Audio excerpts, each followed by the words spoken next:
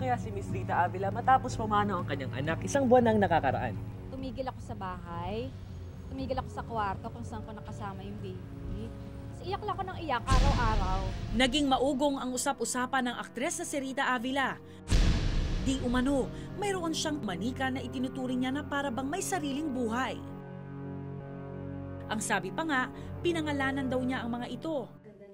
Kinakausap, pinaliliguan, at binibihisan. Ipinagdiriwang din umano ni Rita ang kanilang mga kaarawan. Okay, Rita, kanina nakita ko ang iyong mga anak. Pwede mo ba silang pakilala sa akin? Okay. Isa-isa. Ito, sino to? Ito si Popoy. Popoy. Siya ang character niya ay tahimik, mabait, relihiyoso. Oh, sige, hawakan ko muna. And sino yan? Ito ang kanyang kakambal, si Mimay, ang pasyonista.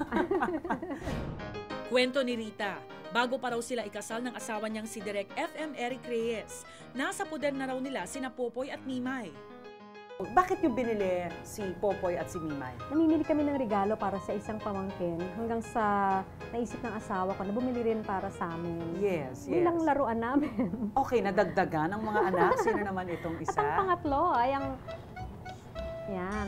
Ito ang artista namin, si Pony. Taong 2003, kinasal sa West sina Rita at Eric. Pagkakataon na nga raw nila noon na magkaroon ng tunay na anak, pero nakunan si Rita.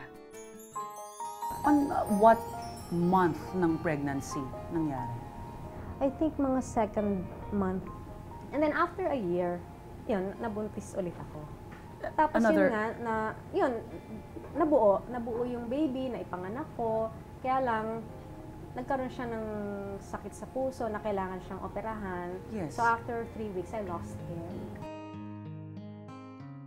Ayon sa mga bali-balita, ang mga pangyayaring ito raw ang dahilan kaya naging kakaiba ang pakikitungo niya sa mga manika, para bang sarili niyang mga anak. I hope you don't mind us talking about your kids, the dolls, Oh, yeah, no? Yeah. Bakit mo naisipan na magkaroon ng mga dolls na ituturing mong parang mga anak din? Hindi naman talaga nagbunga dahil sa nawalan kami ng anak. Nakakalungkot lang kasi yung pag 1+1 ng mga tao, akala nila dahil nawalan ako ng anak, bumili ako ng manika at tinuring ko tong bata. Yes. So, lumabas na ako yung parang wala sa sariling isip. Pa-clarify ko, Rita, you treat them as people or you treat them as dolls, as toys? Pareho. Hindi ko masasabi kasing treat them as people because they're not people. Pero they're part of our lives. Nakatulong sila sa aming mag-asawa. Once and for all, anong gusto mong sabihin sa mga taong hinuhusgahan yung katinuan mo? Matino pa rin po ako. Nababaliw lang po ako sa pagmamahal. Ako po ay tahimik na tao, pero mas gusto ko po yung mabuti yung puso. Kasi I promise myself na I'll keep the child in my heart. Maaring dahil nga sabi ko, mas maaga ako naging parang nanay. So probably, I'm giving myself the chance to be a kid. It's really heavy on her because dinala niya sa sinapupunan niya for a long time. While it is also painful for me, I tried, kinalimutan ko yung side ko muna. Tapos sa kanya ako nakatutok. Siyempre, parte na yung pag nalulungkot siya, pinapaalala ko na parang paano tayo nagsimula. Yung pagsisimula natin, tayong dalawa lang. Ang pagkamatay ng kanyang anak ang naging inspirasyon daw ni Rita para sumulat ng libro. What's the title? Yung 8 Ways to Comfort with Grace. Ito yung nagbunga out of yung pagkamatay ng anak ko. Nandun yung storya niya, nandun din yung guidelines kung paano makipag-usap sa isang taong namatayan. Ang ikalawang libro na isinulat ni Rita, tungkol naman daw sa kabataan nilang mag-asawa.